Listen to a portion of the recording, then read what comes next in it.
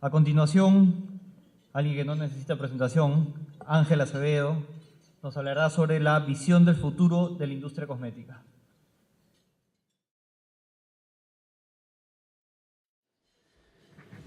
Bueno, me voy a ceñir también, eso hay que respetar porque si no nos dilatamos en el tiempo, así que voy a ser muy rápido.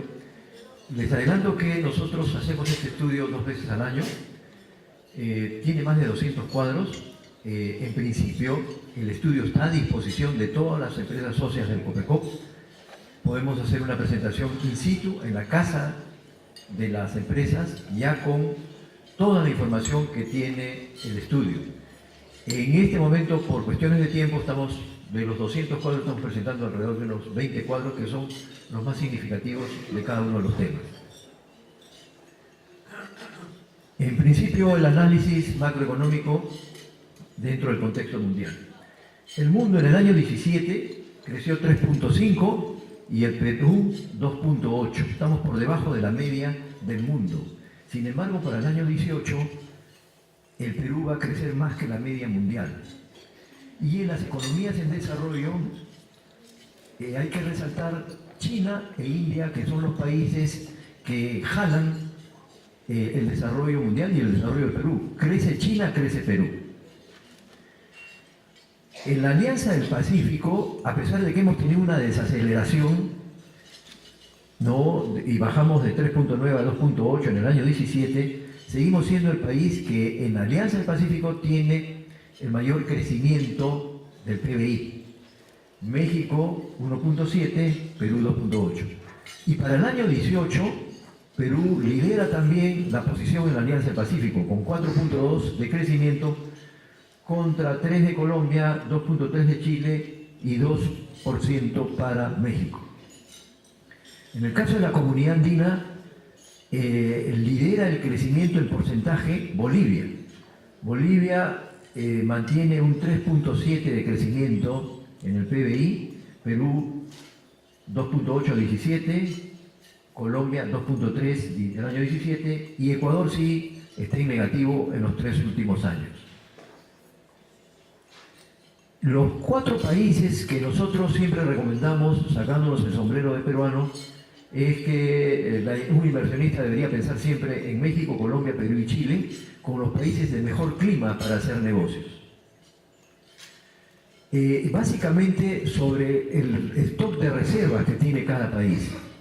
Los economistas recomiendan que un país, para tener tranquilidad y salud económica, debería tener por lo menos un 30% sobre el PBI de reservas. El único país que lo cumple en América Latina es Perú. Ya ni mencionemos Venezuela, Ecuador, Argentina, Colombia, Chile, que en cualquier circunstancia o movimiento financiero en Wall Street podrían tener una grave crisis social.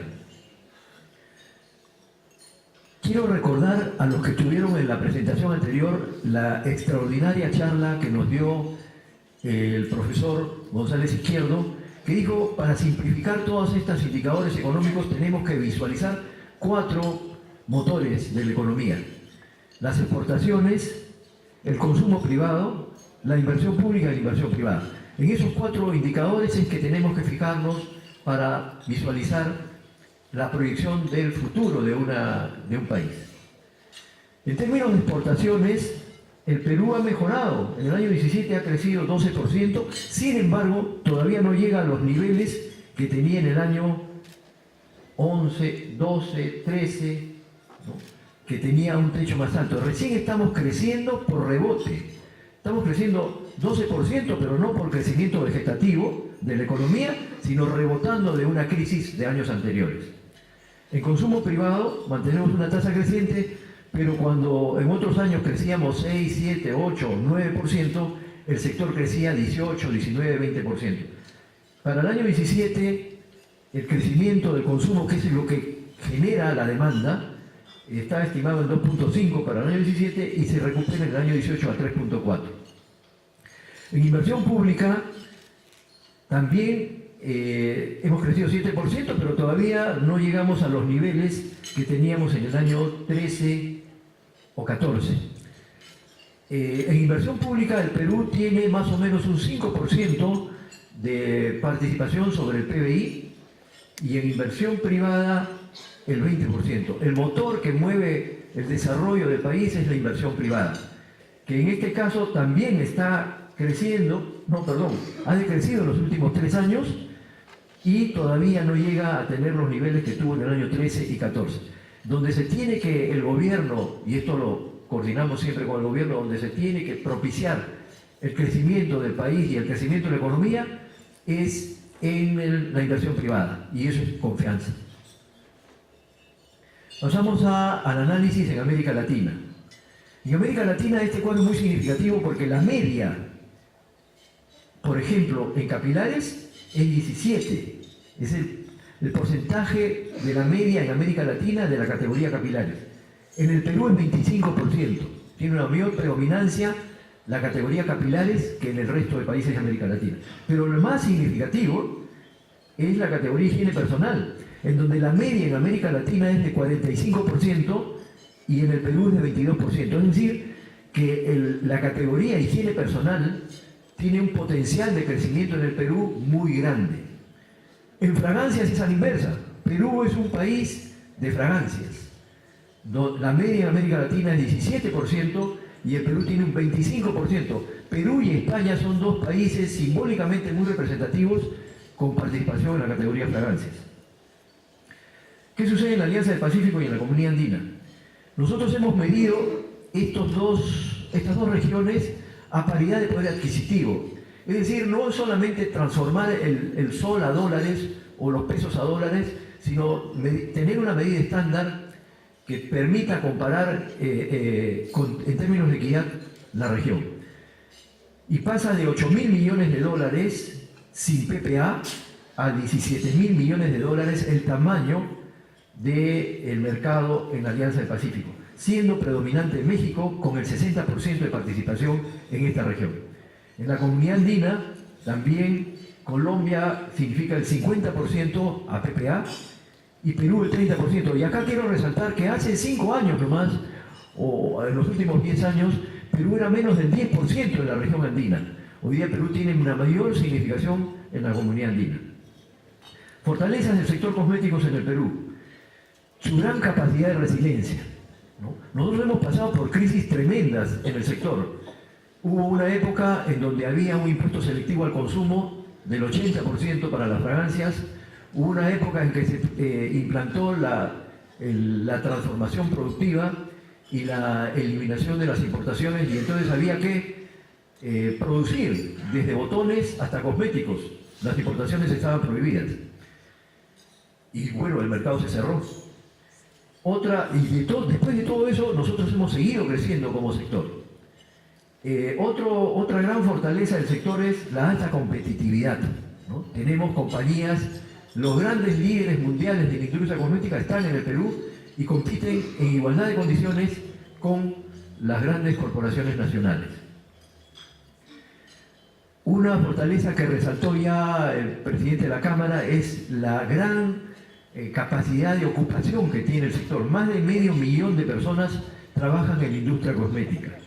Y por último, la innovación y la tecnología que significa el sector. Más del 33% de la facturación del sector es en productos nuevos. Eso es innovación. Y quiero resaltar acá, hay algunos representantes de Mary Kay que ya son socios del COPECOP que ya ingresaron al Perú. Esto es una prueba de confianza en el Perú. Mary Kay es una de las compañías más grandes del mundo. Está presente en muchos países de América Latina y ha decidido ingresar al Perú. Desde el 1 de septiembre, Mary Kay está en el Perú y por supuesto que va a ser una gran alternativa de competitividad y comparación en beneficio de los consumidores. Los principales objetivos del sector para el año 17-18. Primero, trabajamos un impuesto que se hizo a través de TUPA, que nos subió de más o menos 400% los registros sanitarios o las notificaciones. Afortunadamente eso se ha trabajado ya con el INDECOP y con la propia DIGEMIT y se ha logrado una medida cautelar que congela y estamos prácticamente en las tasas que teníamos anteriormente para las notificaciones sanitarias. Otro proyecto importante es el de la farmacovigilancia. Como su nombre lo indica, la farmacovigilancia está orientada básicamente al control y vigilancia de los productos farmacéuticos. Nosotros ya hemos hecho una observación a las autoridades pertinentes para que se focalice un poco más en la vigilancia y el control del mercado, pero hacia el sector cosméticos, que son productos de mucho menor riesgo que los productos de la industria farmacéutica. Otro proyecto en el que sí coincidimos todos, coincide el MINCETUR, coincide DIGEMIT, coincide el COPECOP, es el de Sofla Tacna. Esto es un proyecto que ha sido presentado por un congresista en el Parlamento y que aparentemente pretendería dar una libertad absoluta. No hay registro sanitario, no hay control y vigilancia, no hay buenas prácticas de infraestructura, es decir, una libertad aparentemente total solamente para la zona Sofla Tacna. Pero el problema es que si eso estuviese ahí y se exportase al mundo o se hiciese algún proceso de transformación a ese nivel, podría ser interesante. Desafortunadamente sale en forma clandestina de la Sofla Tacna e ingresa al mercado local. Entonces ahí ya se ha hecho una observación al Congreso de la República para no legalizar en la práctica. Esto es una legalización del contrabando. Y por último, hay un proyecto de norma técnica de publicidad que sí lo estamos coordinando con los organismos y las autoridades correspondientes, porque también de lo que se trata es de focalizar el control de la publicidad, que ya está fiscalizada y penalizada por el INDECOPI en esos mismos términos. Por supuesto que la DIGEMIT como organismo técnico es el encargado de identificar aquellas contradicciones que pudiesen haber entre el mensaje, la plataforma y el claim que se pone en el producto y la realidad. Esa es función de la DIGEMIT, pero quien penaliza es el INDECOPI. La metodología y ficha, entramos ahora a la parte concreta sobre el tema ya de las cifras del mercado peruano en este periodo, primer semestre del 2017. El primer semestre del 2017, la metodología que usamos ya ustedes más o menos la conocen, no es focus, ni paneles, ni encuestas, sino se basa fundamentalmente en cifras reales de la Superintendencia de Aduanas para todo lo que es importación y cifras reales de la producción, contrastado después con las cifras que tienen las 10 más importantes empresas del sector. Y medidas a través de marcas, categorías, tipos, orígenes y canales de distribución. La ficha técnica para este proyecto es de un 95% de nivel de confianza, 5% de margen de error y sobre un 94.000 partidas arancelarias que se analizan. En conclusión, en el primer semestre el sector creció 1% en soles y 5% en dólares, básicamente porque el tipo de cambio en el año 16 era más bajo que el tipo de cambio en el año 17. Históricamente nosotros venimos midiendo desde el año 2000 hasta el año 2016 las tasas de crecimiento y los tamaños del mercado para la industria cosmética. Estamos viendo que hemos tenido ciclos o periodos extraordinarios de crecimiento de 18, 20, 19% sobre el año anterior. Los dos últimos años, 14 y 15, sí fueron de desaceleración y crecíamos solamente 1%. Para el año, y en la parte de abajo, el crecimiento semestral. Pero eso es lo que pasó. A las empresas y a los gerentes generales no les interesa saber lo que pasó, sino lo que va a pasar.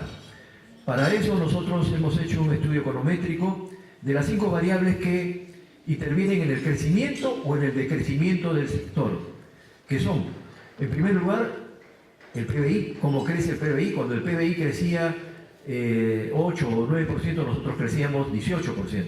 En segundo lugar, las importaciones, la producción, el nivel, la tasa de consumo, ¿no?, que estuvo en unos años en 6, 8 y 9%, ahora está en 2,5, 3%, y por último, la inversión.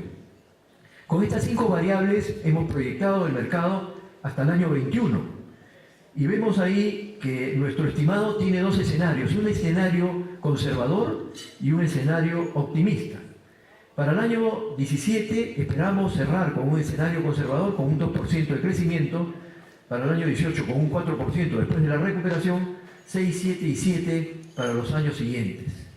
Y en un escenario optimista, 4% para el año 17, 7, 8, 8 y 9 para los siguientes años hasta el año 21.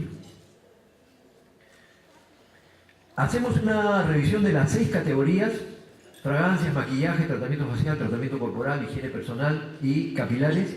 Y estamos presentando acá el resumen de los crecimientos para cada una de las categorías. La que más crece es higiene personal en este primer semestre del año 17. Y hacemos una medición también de los 33 tipos. Cada categoría tiene aproximadamente 6 tipos. Por ejemplo, en higiene personal tenemos jabones, talcos, desodorantes, ¿no? Y en capilares tenemos champú, tintes, reacondicionadores, en fragancias masculinas, femeninas, baños, niños, etc. Entonces, ¿me va a sacar el cartelón rojo ya? No se apure. No, tengo que cumplir. Bueno, estamos presentando por velocidad y por tiempo solamente la categoría capilares y los 4 tipos de capilares. El que más crece es acondicionador. Reitero, estamos dispuestos a ir a la empresa, a la casa de la empresa y presentar los 200 cuadros que significa esta investigación. La distribución por canal sigue decreciendo un poco todavía en la venta directa, pasa de 47% la participación de la venta directa en el año 16, primer semestre, y 46% en el año 17, primer semestre. Esto lo hemos comparado para, no alarma, ¿no? Porque hay mucha gente que se alarma, pero lo hemos comparado en América Latina. En América Latina, Perú tenía en su mejor año 60% de participación, y Chile y Argentina 19, 18, 12% de participación. La media en América Latina para la venta directa está alrededor del 35%. Perú siempre fue una estrella y una cosa, un oasis en la América Latina en términos de canal. Y ponemos ahí la participación de la venta directa en los diferentes países de América Latina. Por ejemplo, Colombia 34, Brasil 33, México 32. Entonces, no estoy haciendo ningún pronóstico, pero digamos que si estuviésemos hablando de media, Perú podría estar dentro de la media, 35, 36, 38%. Está en 46. Igual sucede con el retail. En el retail el canal moderno participa con el 19% del total del mercado y el canal tradicional con el 34%.